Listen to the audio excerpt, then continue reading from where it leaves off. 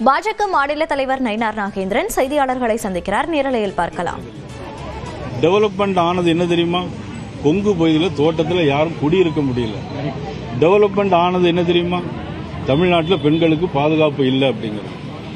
இதுதான் டெவலப்மெண்ட் ஆனது தமிழ்நாட்டில். இதை தான் முதலமைச்சர் நோ டெவலப்மெண்ட் சொல்றாரு.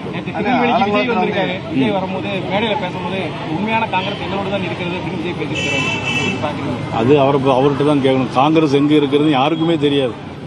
ஆனா கூட்டணியில மட்டும் சீட்டு கொடுத்து வச்சிருக்காங்க. காங்கிரஸ் தமிழ்நாட்டில் எங்க இருக்கா? எங்கேயுமே கிடையாது. கூட்டணியில போயிட்டு வச்சிருக்காங்க.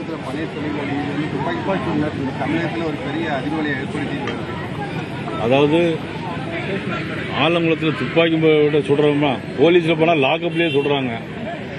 எல்லாம் நடக்குது. எல்லாம் திமுக ஆட்சியில் மட்டும்தான் அதெல்லாம் அலங்கோலம் நடக்கும். உண்மையிலே ஆலங்குளத்தில் நடைபெற்ற சம்பவம் என்பது உண்மையிலே மிக வருந்தத்தக்கது, வன்மையாக கண்டிக்கத்தக்கது. இந்த போலீஸ்காரர்களுக்கு என்ன செய்யணும்னு தெரியல. நாட்டு ஆளுகிற முதலமைச்சருக்கு போலீஸ்காரங்கள்ட்ட எப்படி கட்டுப்படுத்தணுங்கிறது தெரியல. ஆக ஒரு கட்டுப்பாடு இல்லாமல் இன்னைக்கு ஒரு போயிட்டு இருக்கிற அரசாங்கத்தை கட்டுக்குள் கொண்டு வர வேண்டியது தேசிய ஜனநாயக கூட்டணியுடைய வெற்றி தான் அது நிர்ணயம் செய்யும் என்பது தெரியும். அந்த கூட்டத்தை நான் பார்க்கல. அந்த கூட்டத்தை பார்த்தா தான் நம்ம பதில் சொல்ல முடியும்.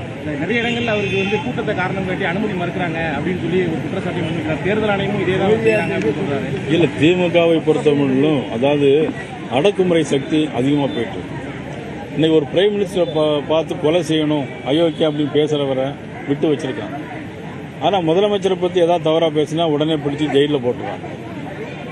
இதுதான் திமுகவுடைய ஒரு பாசிச அரசியல். தலைமைச் செயலரை மாற்றிருக்காங்க. அதாவது தேர்தல் அதிகாரி தலைமைச் செயலராக இருந்தனால மாநில அரசுக்கு சப்போர்ட்டாக இருக்கிற மாதிரி இன்னைக்கு தமிழ்நாடு போலீஸ், தமிழ்நாடு அனைத்து மாவட்ட ஆட்சித்தலைவர்கள், உதாரணமாக கன்னியாகுமரியில் பார்த்தா அழகு மீனான்னு ஒரு கலெக்டர் இருக்கிறாங்க.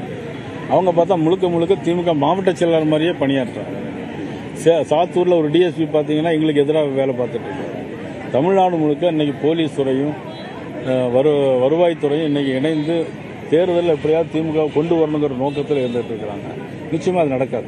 அதிமுக தேர்தல் அறிக்கை திமுக வேட்பாளர் காப்பி பேஸ்ட் அப்படின்னு சொல்லி விமர்சனம் பண்ணியிருக்காங்க.